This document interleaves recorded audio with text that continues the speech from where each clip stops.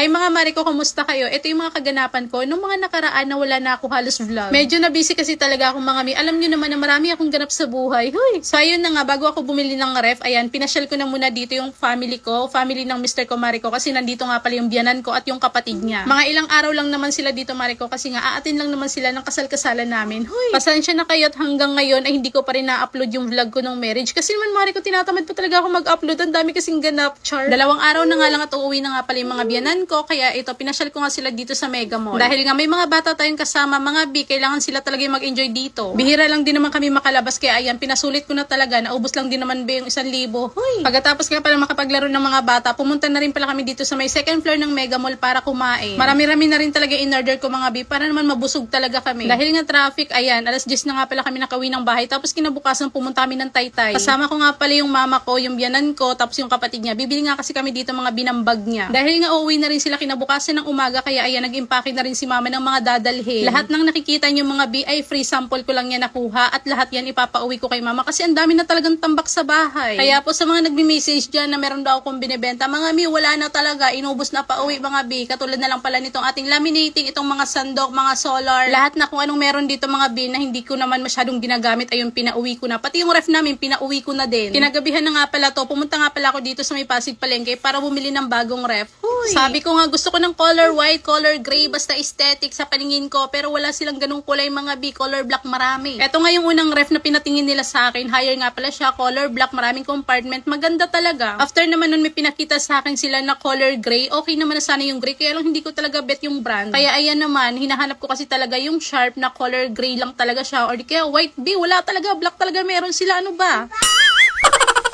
Sabi ko nga sa kanila, baka naman meron kayong gray talaga dyan, kahit naman hindi talaga super light ng pagka-gray. So ito na nga mga B, meron naman sila. Maganda naman siya, kaya lang maganda din talaga yung presyo, oo. Sa lahat kasi ng ref na natingnan ko, itong sharp kasi talaga yung medyo matibay. Alam niyo naman talaga kapag sharp mga B, diba, talagang matibay, kaya lang yung presyo talaga namang matibay din. Ay, sa bahay na lang tayo kain para makatipid, wala na pala tayong pera. Oh, diba, hindi na daw kakain sa labas dahil naubos na mga B pambili ng ref.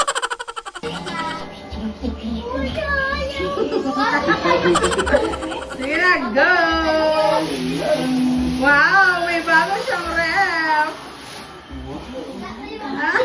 Pero alam nyo, maganda kasi talaga na nakikita natin yung pinaghirapan natin. Syempre, pinaghirapan to ng aking hobby loves. Nag-loan kasi siya sa Pag-ibig mga B, at yun yung binili namin ng bagong ref dahil nga walang ref sila mama at matagal na talaga nila gustong magkaroon mga B. Kaya ayan, pinadala ko na sa kanila yung lumang ref ko na cute. Pero wag ka, yung cute na yan, talagang ang laking tulong sa amin yan. Napakatibay din kasi talaga niyan. Nasa halos 6 years na yan mga B. Kinabukasan na nga pala to at ito yung araw na uuwi na sila mama ng probinsya. Binuhat na nga nila isa-isa papuntang taas yung mga gamit para nga pipick upin na lang sila mamaya ng Grab. Dito din pala matutulog yung hipag ko dahil hindi sila nakauwi dahil umulan nga ng malakas Mariko. Syempre may baby siya, kaya eto, i-unboxing ko nga yung hihigaan nila. May bago kasi tayong foam dito Mariko na free sample din natin nakuha. Yan ha, ang ganda na rin ng quality nito for only 1,000 plus, queen size na. So paano ba yan? Napahaba na ulit yung vlog natin. Sana sipagan ako ulit at makapag-vlog pa tayo ng marami. Huy, talaga naman. O siya, yun lang muna Mariko. Maraming salamat po sa panonood. Mayong adlaw.